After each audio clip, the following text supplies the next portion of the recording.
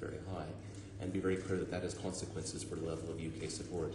But as Minister says, the Secretary of State has yet to take a view on exactly how to handle each one in turn. McCann. Yeah, and the press release It was issued in October 2010. The Department said that funding to deliver aid on the front line will increase to ensure DfID has sufficient flexibility to manage resources effectively. Now we know that there's a relationship between programme costs and direct running costs, and there's some flexibility there. Do you believe that DfID will be able to scale up frontline staffing to manage the 2.5 billion increase that will come into effect from 2013-14?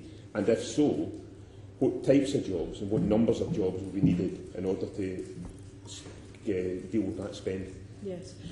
Well, the settlement with the Treasury in terms of programme-funded admin will enable us to recruit somewhere between 300 to 400 additional frontline staff. So we think that will give us quite a bit of flexibility to manage the rising programme. The other important thing to note is that that increase in programme-funded admin happens early, before the big increase in the aid programme. So we can get the people on board so that they can be there to design the new programmes before we actually have to release the funding, and that's quite important.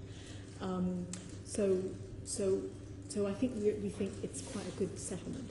In terms of the skill sets, we are actually in the midst now of thinking about what the workforce plan is for the future.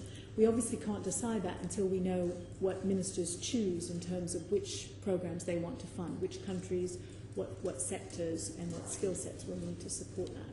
But once we've got the ministers' decisions as a result of the bilateral and the multilateral aid reviews, we'll then be able to know quite clearly what the workforce plan is and what our recruitment strategy will be for filling those posts. And we expect to be doing that really in the next couple of months.